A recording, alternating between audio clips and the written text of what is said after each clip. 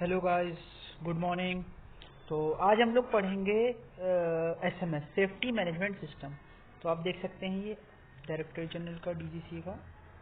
तो आज हम लोग पढ़ेंगे CAR section 1 series C part 1। तो आपका सबसे पहला क्वेश्चन तो यही बन गया, section 1 series C part 1।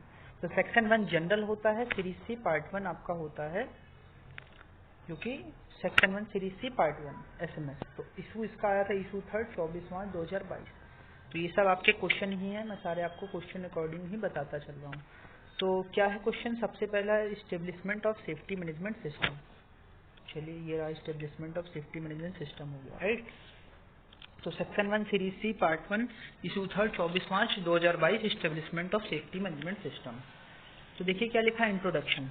The ICAO safety management system SRPS are contained in its Annex 19 to the Convention provide the high-level requirements which the states are required to implement fulfill their safety management responsibilities related to or in direct support or the safe operation of the aircraft। यानी क्या मतलब हुआ इसका कि जो इकाओ का safety management एक SRPS एक है, इकाओ की, क्योंकि इकाओ पता है इंटरनेशनल सिविल एविएशन ऑर्गेनाइजेशन होता है, जो कि क्या बताता है उसके एनेक्स 19 में कंटेन है।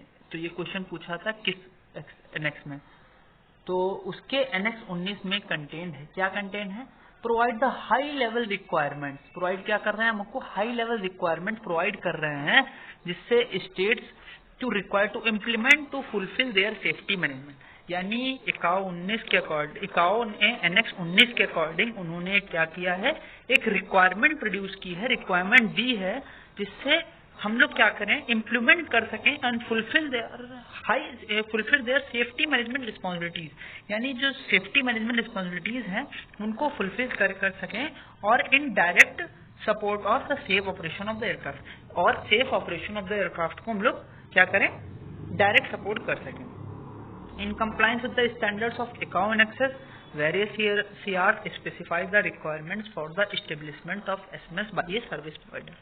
यानी क्या हो रहा है कि जो कंप्लाइंस इसके साथ साथ, मतलब इसके साथ साथ क्या है, इकाउनिक स्टैंडर्ड्स के साथ साथ सीआर भी, वेरियस सीआर भी स्पेसिफाई करी हैं, जो कि इस्टेब्लिशमेंट ऑफ एसएमएस को बताती हैं बाय ए सर्विस प्रोवाइडर। तो ये भी क्वेश्चन है कि इस्टेब्लिशमेंट ऑफ एसएमएस बाई क्या होता है, सर्विस प्रोवाइडर होता है। तो ये जो सीआर पढ़ेंगे, this CR specifies the minimum acceptable requirement for the SMS of by A specification of SMS by a service provider. यानी सर्विस प्रोवाइडर के द्वारा एसएमएस को जो हम लोग स्टेब्लिश किया गया है सर्विस प्रोवाइडर के द्वारा, उसको हम लोग पढ़ेंगे। This year lays down the aviation safety related processes, procedures and activities for the establishment of the SMS। तो देखिए वही बता रहे हैं कि SMS को कैसे बनाएंगे, क्या क्या उसके अंदर कंटेंट होगा, क्या क्या प्रोसेस होंगी। Issued in accordance with the 29D and 33 of the aircraft rule 1937। ये भी क्वेश्चन है आपका, तो क्वेश्चन भी मैं बाद में कराऊंगा आपको ना। अप्लीकेबिलिटी देखते हैं, तो किस किस के लिए अप्लीकेबल है ये वाली एसएमएस। तो एसएमएस किस किस के लिए एप्लीकेबल है वो हम लोग को देखना है। तो देखिए पहले लिखा है schedule and non schedule operator permit issued under 134A और 134। यानी शेड्यूल के लिए हो जाएगा आपका 134 और नॉन शेड्यूल के लिए हो जाएगा 134A। तो ये पहले वाले के लिए जो है आपका, जिनके पास शेड्यूल ऑपरेटर परमिट है, जिनके पास नॉन शेड्यूल ऑपरेटर परमिट है, अकॉर्डिंग टू द 134 और 134A, उनके लिए ये वाली सीआर एप्लीकेबल है। Conducting operation for the large turbojet aeroplanes for the general aviation. तो जनरल एविएशन में जो लार्ज टर्बोजेट एरोप्लेन्स हैं उनके लिए, तो ये इंपॉर्टेंट है। Engage in the operation of aerodrome. तो ये भी क्वेश्चन आपका पूछा जाएगा या पूछा जा सकता है, तो ये भी इंपॉर्टेंट है। Aerodrome licence under rule 78, right. चलिए उसके बाद engage in the type design of the aircraft engine और प्रोपेलर और अप्रूव्ड अंडर 133B। तो ये भी इंपॉर्टेंट है, इसको भी नोट कर लेते हैं। ये सब सीआर जो है हम लोग के लिए, यानी इन सब के लिए जो है अप्लीकेबल है। चलिए आगे बढ़ते हैं। इसी तरीके से आप पढ़ेंगे तो ये पूरा ही इंपॉर्टेंट है। यहाँ तक क्या है, engage in manufacture of aircraft engine और propeller under 133B, maintenance organisation approved under 133B। इस तरीके से training organisation approved under 41B। तो ये भी इंपॉर्टेंट क्वेश्चन है, इस पर टिक लगा लीजिए। Training organisation approved under 41B, उसको मैं थोड़ा ये कर देता हूँ। चलो डेफिनेशन, तो सबसे ज्यादा डेफिनेशन पूछी जाती है, तो ये पूछी जा चुकी है last year, ALoSP acceptable level of safety performance. नाम ही बता रहा है एक्सेप्टेबल, यानी मिनिमम रिक्वायरमेंट क्या होनी चाहिए, नाम ही बता रहा है एक्सेप्टेबल। तो कौन कौन सी acceptable level of safety performance होना चाहिए।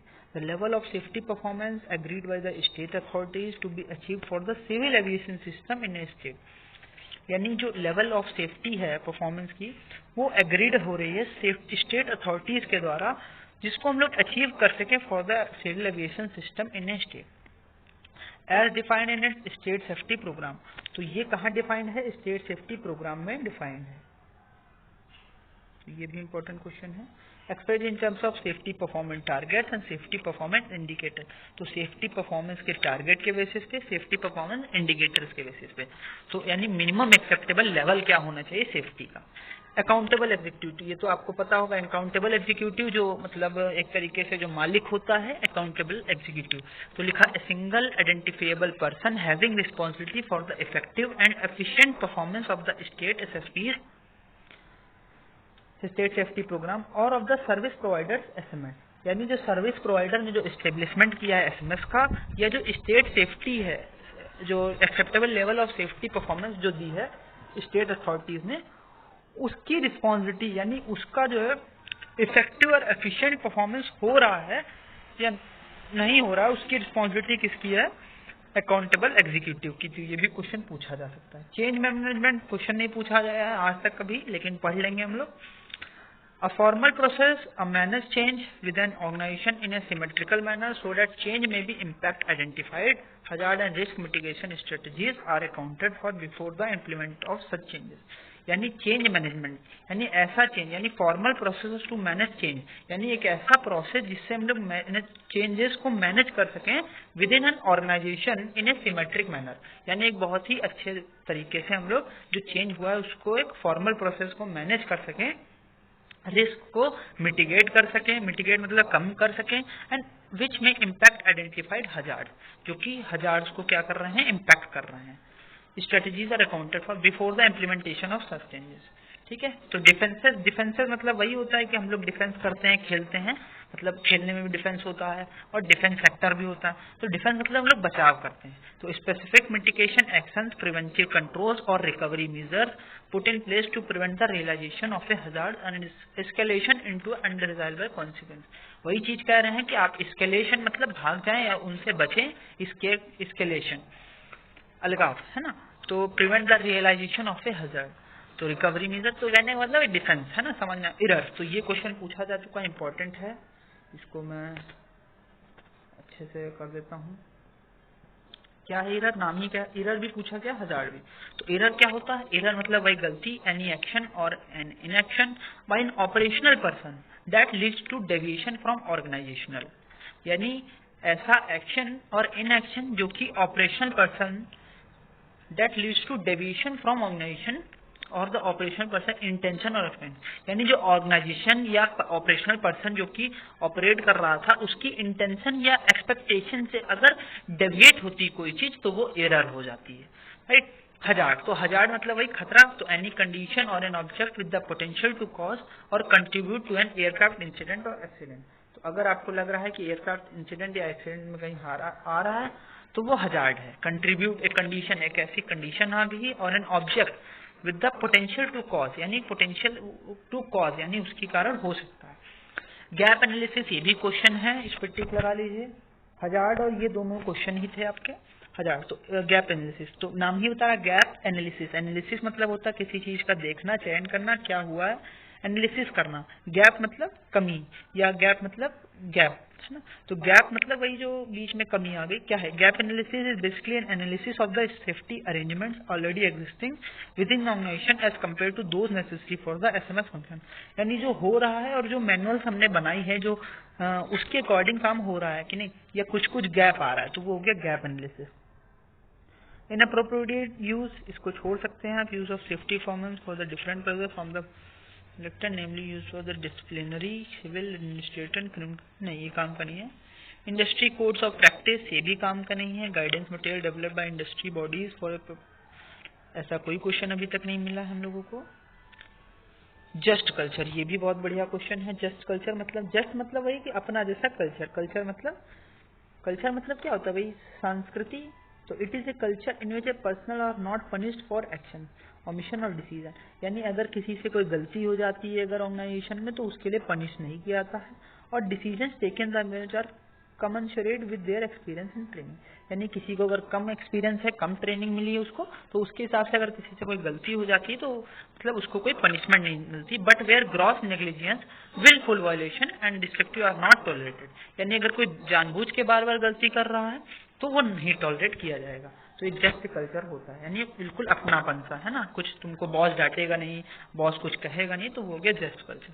ऑपरेशनल पर्सन, यानी वही नाम है कि पर्सन मतलब ऐसा पर्सन मतलब पर्सन, ऑपरेशनल मतलब ऑपरेशन कर रहा है या किसी चीज को हैंडल कर रहा है। तो personnel involve in aviation activities who are in a position to report safety information. यानी जो report safety position to report, यानी रिपोर्ट कर रहा है safety information. Note, such personnel include but are not limited to flight crew, air traffic controller, aeronautical station operator, maintenance technician, personnel of aircraft design and manufacturing. इस तरीके के लोग नहीं होंगे। Such person include but are not limited to. ठीक है। Risk mitigation, risk mitigation मतलब कम करना। तो वैसे भी हम लोग को पता है रिस्क को हम लोग कम कर सकते हैं, बिल्कुल रिमूव नहीं कर सकते। तो the process of incorporating defences, मतलब हम लोग डिफेंस कर रहे हैं, प्रिवेंटिव कंट्रोल और recovery measure to lower the severity और likelihood of hazard project consequences. यानी अगर किसी की वजह से कोई गलती की वजह से प्रॉब्लम हो रही है तो हम लोग उसके रिस्क को मिटिगेट कर सकते हैं, कम कर सकते हैं। तो ये भी क्वेश्चन आ सकता है। सेफ्टी, सेफ्टी क्या होता है?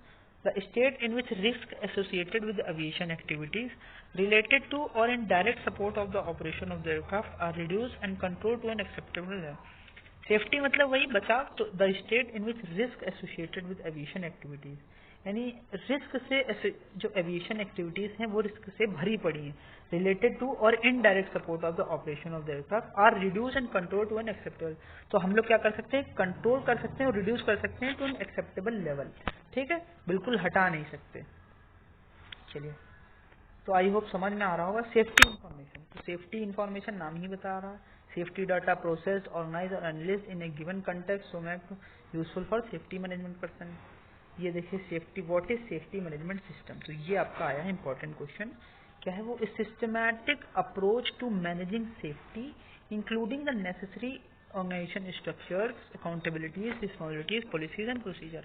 यानी एक ऐसा सिस्टमैटिक अप्रोच जो कि मैनेज करे सेफ्टी को, इंक्लूडिंग उस सेफ्टी के अंदर क्या क्या गया? नेसेसरी ऑर्गेनाइजेशन स्ट्रक्चर, यानी ऑर्गेनाइजेशन का स्ट्रक्चर कैसा है, जस्ट कल्चर कैसा है, अकाउंटेबिलिटीज वहाँ के अकाउंटेबल रिस्पॉन्सिबिलिटीज कैसी हैं, पॉलिसीज एंड प्रोसीजर्स कैसे हैं। तो ये ऑर्गेनाइजेशन कल्चर में आ जाता है। तो safety management system, safety performance, ये भी क्वेश्चन पूछा जा चुका है, टिक लगा लीजिए। तो सेफ्टी को परफॉर्मेंस नापोगे कैसे कि सेफ्टी हमारी इस लेवल पे है? तो सेफ्टी परफॉर्मेंस टारगेट्स बनाएंगे हम लोग, इंडिकेटर्स हैं कि भाई हमने ये माना था और ऐसा हो रहा है। तो हर साल की सेफ्टी के हिसाब से देखा जाए कितने एक्सीडेंट हुए, उनका रीजन क्या था। ठीक है, तो ये सब सेफ्टी परफॉर्मेंस इंडिकेटर। तो वही डेटाबेस सेफ्टी पैरामीटर होते हैं। Safety risk, the predicted probability and severity of the consequences of the outcomes of a hazard. तो ये सब काम के नहीं है। Safety data, defined set of facts, तो नाम ही बता रहा safety data. Safety objective, brief high level statement of, ये भी क्वेश्चन आ चुका है। A brief high level statement of safety achievement और desired outcome to be accomplished by the state safety programme और service provider safety management system. Right, safety का objective क्या है? सेफ्टी ओवरसाइट, सेफ्टी को आप देख कैसे रहो, ओवरसाइट मतलब देखना। Function perform by the state to ensure that individuals और organization performance in aviation activities comply with safety related national laws and regulation. वही चीज है। स्टेट ऑफ डिजाइन, जो डिजाइन का state of manufacture, state having jurisdiction over the organization responsible for the type design. तो type design से final assembly of the aircraft. State of the manufacture मतलब final assembly of the aircraft. ठीक है। Service provider, service provider कौन सा होता है? वही जो इस्टेब्लिशमेंट कर रहा था। देखिए, service provider refers to any organization providing aviation product and oblique or service. The term include approved training organization और ऑर्गेनाइजेशन रिस्पॉन्सिबिलिटी और टाइप डिजाइन और मैन्युफैक्चर ऑफ एयरक्राफ्ट। वही चीज है सर्विस प्रोवाइडर। ठीक है। स्टेट ऑफ द ऑपरेटर, ये important question है। SST बहुत इंपॉर्टेंट है। An integrated set of regulations and activities aimed at improving safety. State of the operator, the state in which operator, ये भी हटा दीजिए।